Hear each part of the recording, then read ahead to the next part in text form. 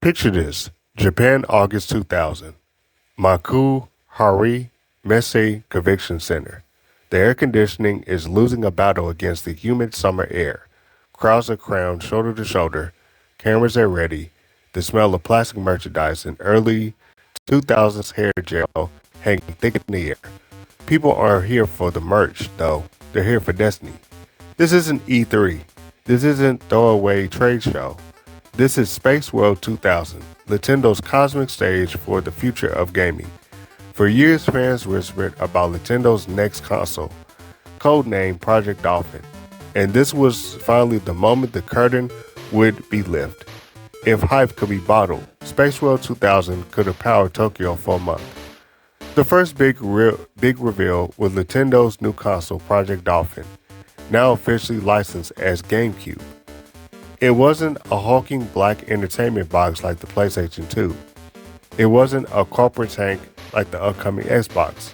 No, Nintendo showed up with a cube, a purple one, that used mini disc and a handle so you can carry it like a lunchbox full of Mario games to your friend's house.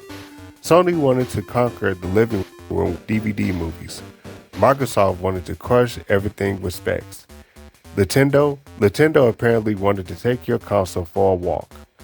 Meanwhile, across the hall, the Game Boy Advance strutted in like it owned the place.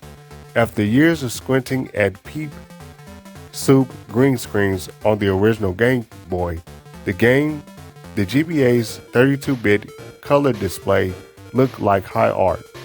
It promised full-color portable gaming without needing a flashlight duct taped to the side. For millions of Pokemon trainers, this was basically the second coming. But the real magic of Space World 2000, the demos. Nintendo didn't just reveal hardware, they released jaw-dropping, hard-stop tech showcases. First up, Super Mario 108. The camera panned across a spinning disc with 128 Marios scurrying around like caffeine ants. It isn't a game you could buy, it was a flex, a look what our console could do moment. For years afterward, people speculated about this meaning. Some bits of tech eventually ended up in Super Mario Galaxy. The test probably lives on in Area 51, next to Half-Life 3 source code. Then came The Legend of Zelda demo. Dark, cinematic, realistic, Leaf and Ganondorf clash swords in a moody, high-detail battle that made jaws hit the sticky convention floor. Fans gasped, message boards exploded. Somewhere a grown man openly wept. This, everyone thought, is the Zelda of future, gritty, epic, mature. 2 years later, Nintendo released the Wind Waker with cel-shaded cartoon Link grinning like a Sunday morning cartoon. Fans hauled, "Wait, what?" Not every demo at the Space World 2000 made it out alive. Meow's Party, a Pokemon dance number, vanished in obscurity. The perfect dark footage, gone. Banjo and Koozie teases vanished to the void. And then there was the 60 DDD, Nintendo's ill-fated disk drive add-on for the N64. At previous events that hyped it like it was about to change gaming forever. At Space World 2000, it treated your weird uncle at the Thanksgiving, ignored completely until it disappeared from history. Here's the thing about Space World 2000. It blurred the line between vision and reality. Fans left expecting epic Zelda realism. Nintendo delivered cartoon boats adventures instead. People thought Mario 128 meant giant Mario games were coming. Nope. And some demos were clearly just to flex graphics, not actually promise anything. But this was Nintendo's in the purest form. Playful, secretive, sometimes trolling its own fan base. The GameCube's design alone confused people. Mini discs, no DVD playback, a cube shape, a purple color scheme straight out of a 1999 Trapper Keeper, and yes, the handheld.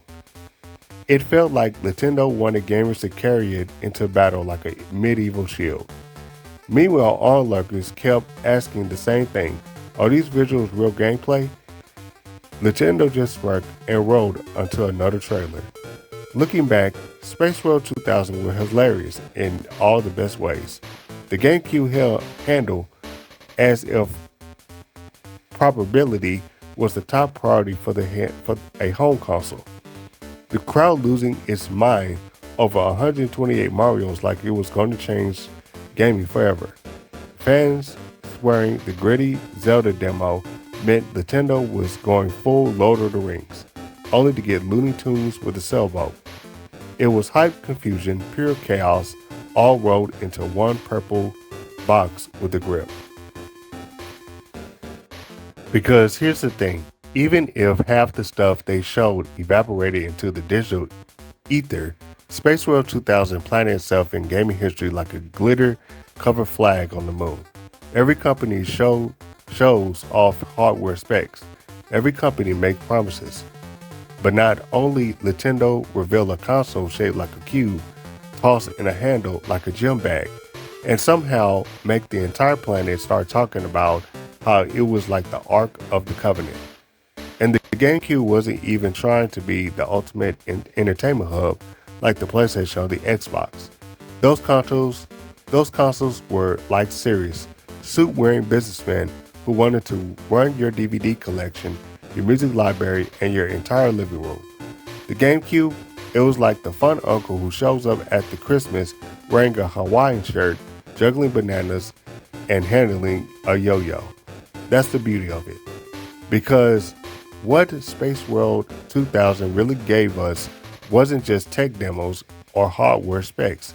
It gave us legends.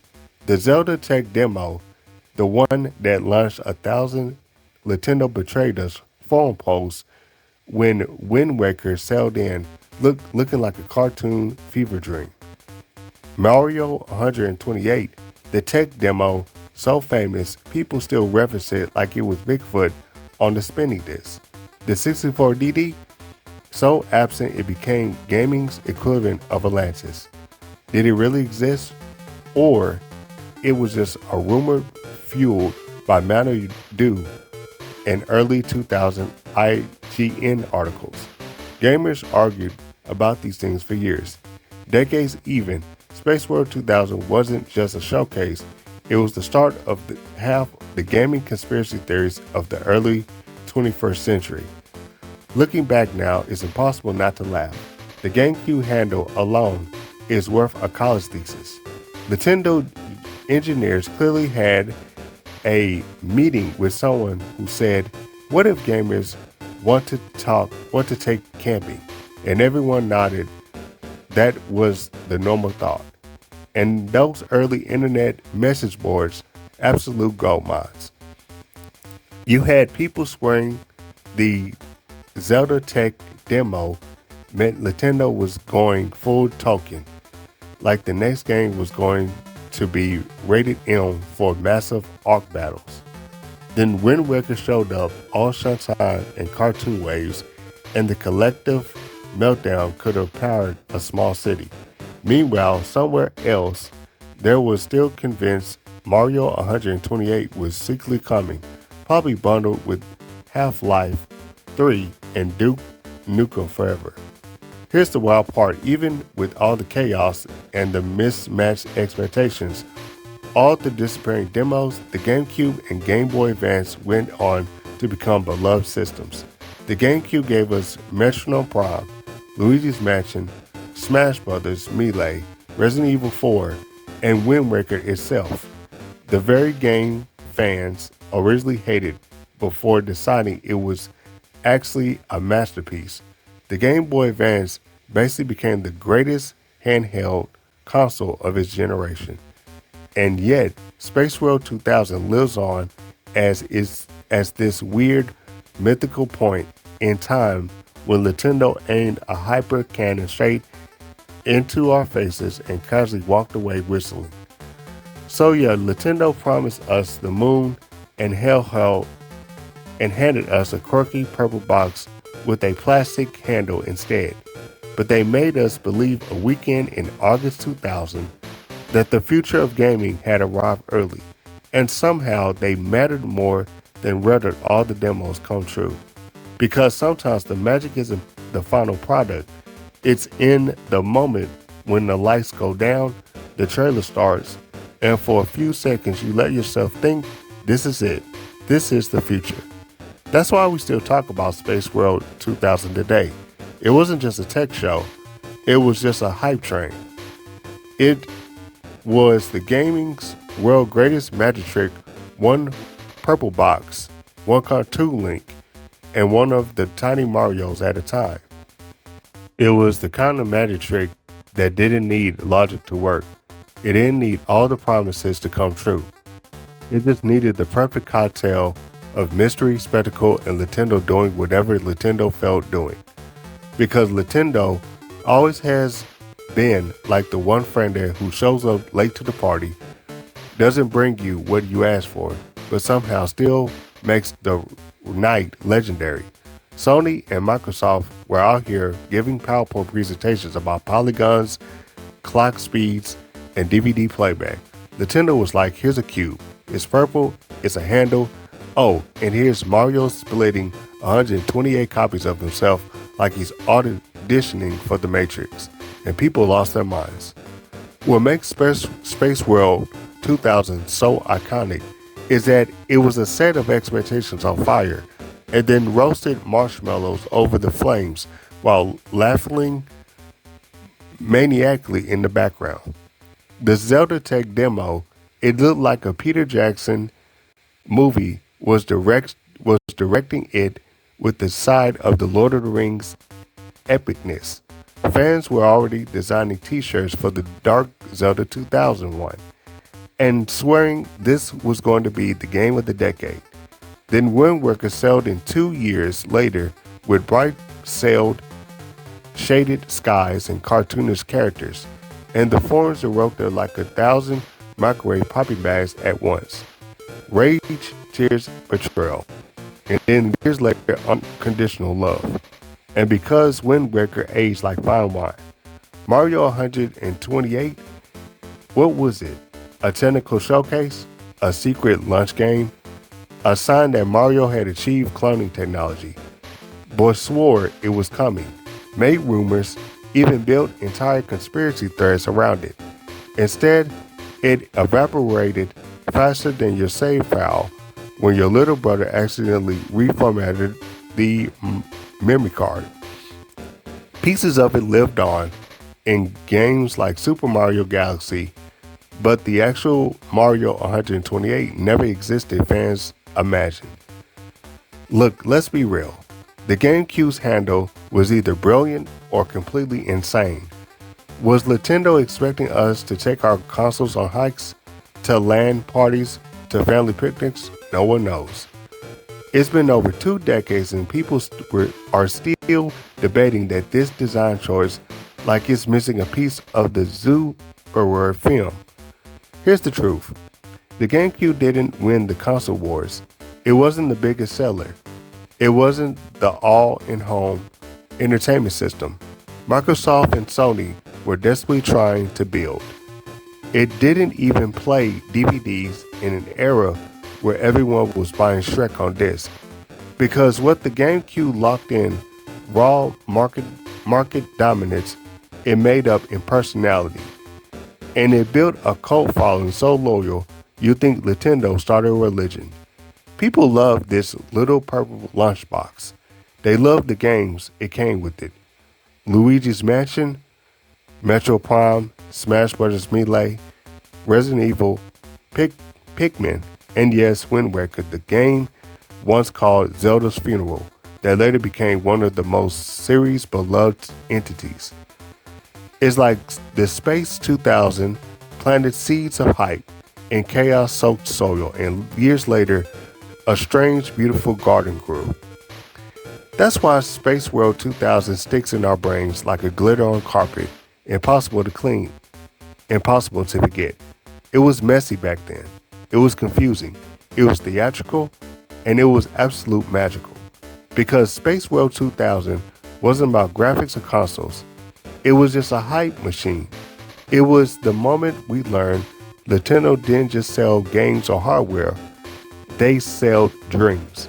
And dreams don't have to be logical to be unforgettable. Even now, 2 decades later, people still talk about the Zelda tech demo, the Mario 128 mystery, the purple lunchbox with the handle. The myths became bigger than reality. The hype became the story. And maybe that was the point all along. So yeah, maybe Space World 2000 was a big bait and switch. Maybe Nintendo showed us the moon, then gave us a paper landing shaped like a GameCube. But for one weekend in 2000, they made the entire gaming world look up and wonder. And that's why Space World 2000 will always be a legendary. Final score, 10 out of 10 confused forum posts. Because legends aren't about what you get, they're about what you dream.